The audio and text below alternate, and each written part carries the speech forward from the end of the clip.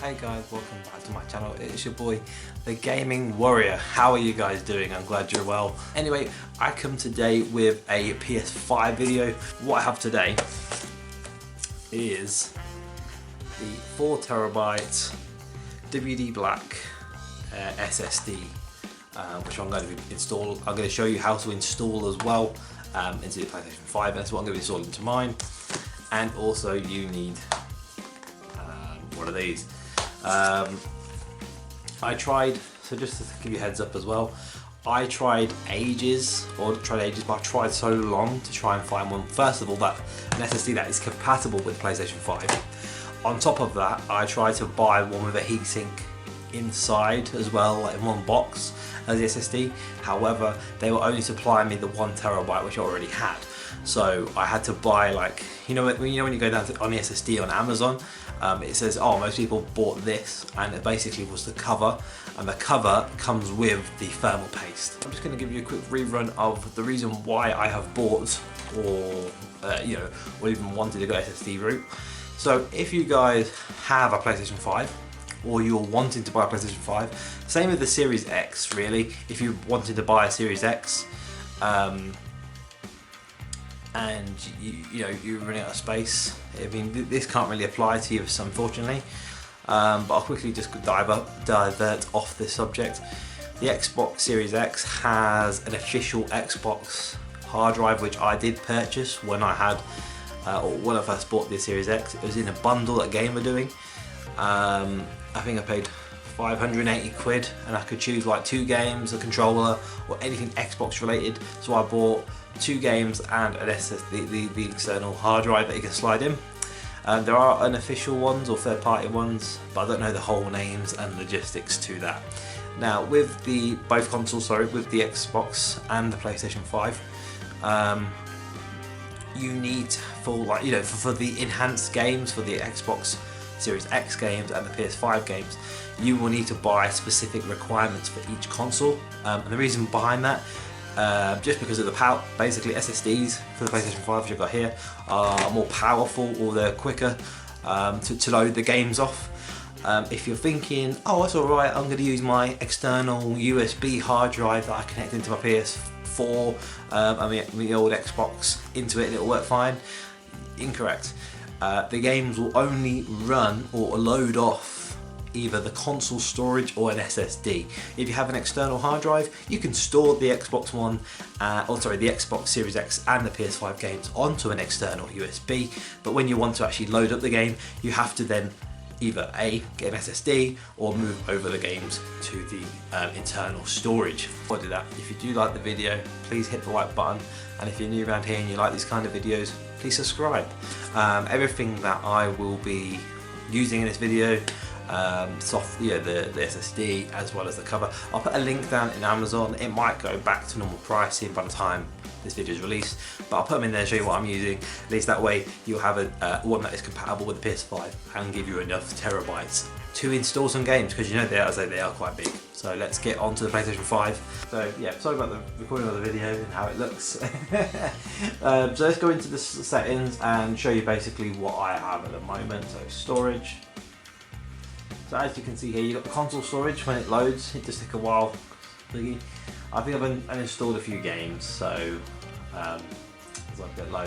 I did have a Call of Duty and I deleted it because it was just too much terabytes.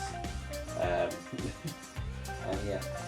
So as you say, you've got the console storage, you've got the SSD at the moment, 1.7 terabytes, and I've got the USB. So okay, it looks like we're going to have some games that are not going to be able to carry over. So only thing I can do on this is really move what I can, which sucks quite a bit.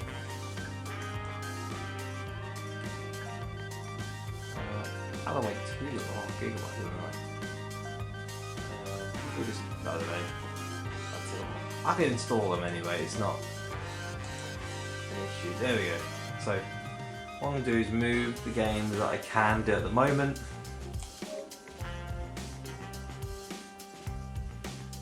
103 minutes, 4 hours. Okay. So while I was doing that, I will be back with you shortly.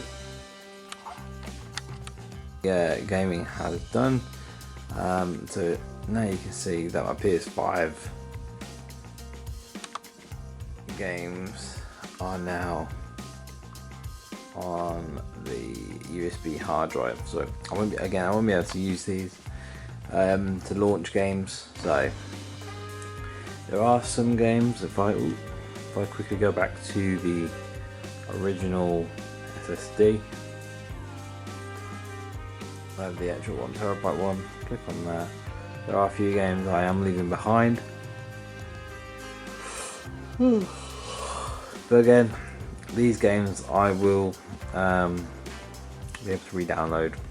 Right, now that's done. We will see you in a minute.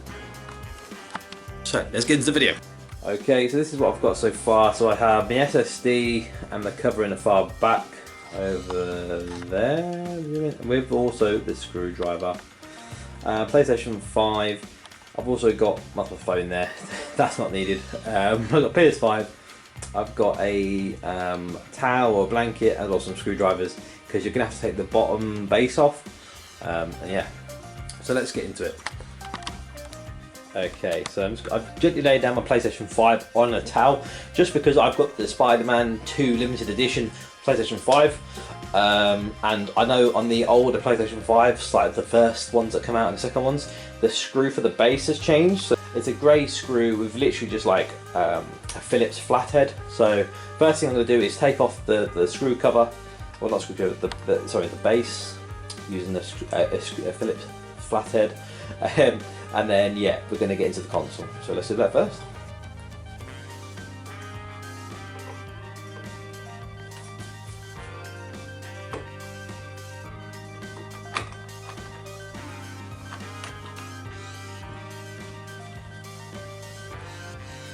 We actually want to get into the actual console itself. We lift this bit up, this corner, and push it down this way.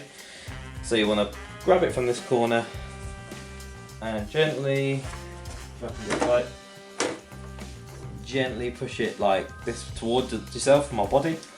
If you've never actually took apart the cover before, I'll show you the reason why you pull it down like that.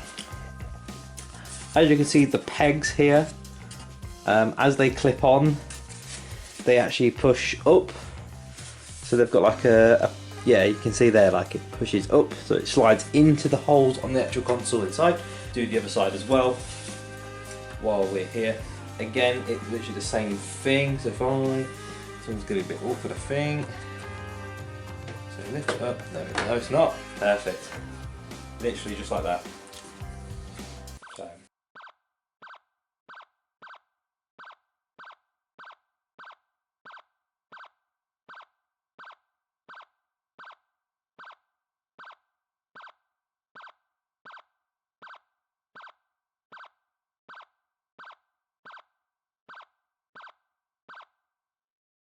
It's got like an actual gap in the middle, so you want to basically line up that gap to the PlayStation 5's gap. You've got like the actual chip pins there. Hopefully that's not blocking too much. No, you can see like all the pins, there's a gap.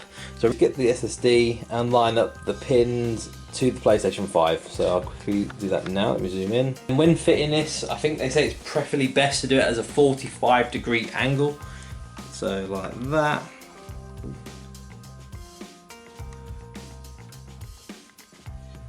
Yeah, I think that's installed. As you can see, it's like a springboard. It has fitted in to the slot, and it's, as I say, a 45 degree, yeah, it's up at an angle. As you can see, like that. Get the little screwdriver and just screw that in. So again, the so that it is secure. Well, the SSD is secure into the console. Try not to do it too tight, just because you don't want to damage the thread. We have an SSD that's not at an angle and it's already pushed in. with the cover it will literally fit like that, but obviously beforehand you do have to peel off the cover, and this white stuff you can see, that is the thermal paste.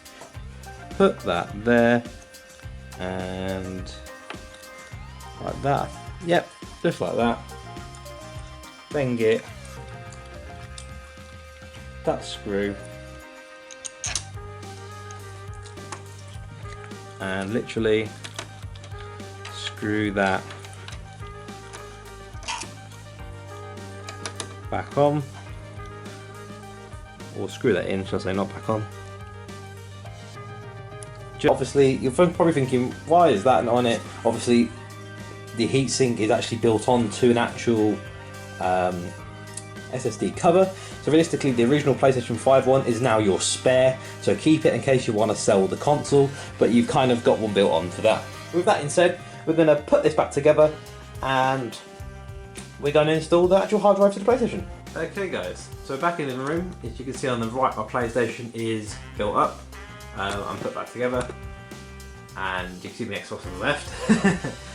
What we're going to do now then is turn on the PlayStation and go through the next steps of installing our new SSD, either for the very first time or maybe just a new one in general. So, going to power on the PlayStation. Right, so straight away we've got to use your M2 SSD, you need to format it, which is normal.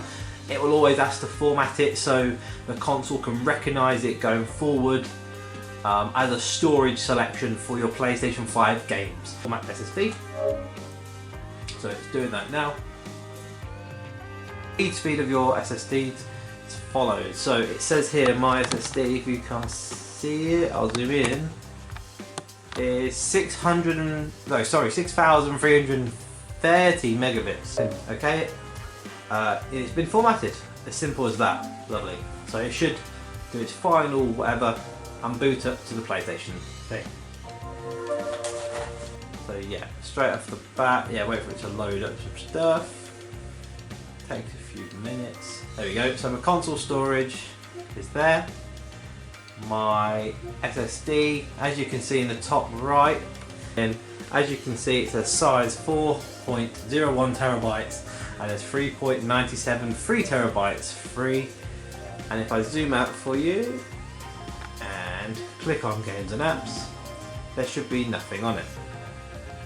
Oh, there's one game on it. Why is one game on there? Oh, okay. Unless it's reading the disk that's already in there and it's not installed yet. I don't know. I'll click Godfall, Alan Wake, all this.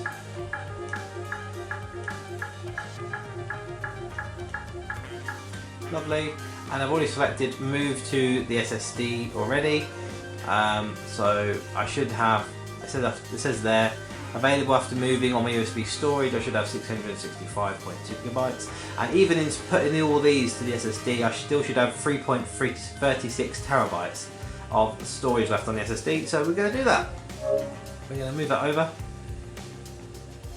Now, the last time I did this to move it over to my USB, took a long time, and as you can see it says 96 minutes. So yeah, we will come back after that's done. Okay, so now that everything has moved over, we'll click on the SSD. It's loading up the SSD. Oh, my camera lost focus. And as you can see, it's going to zoom in.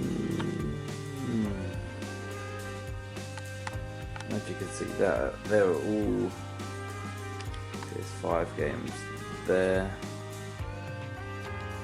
Yeah, you can see they're all PS5 games. So yeah, a bit blurry on the PS5 logo, but yep, they are all PS5 games that are in there.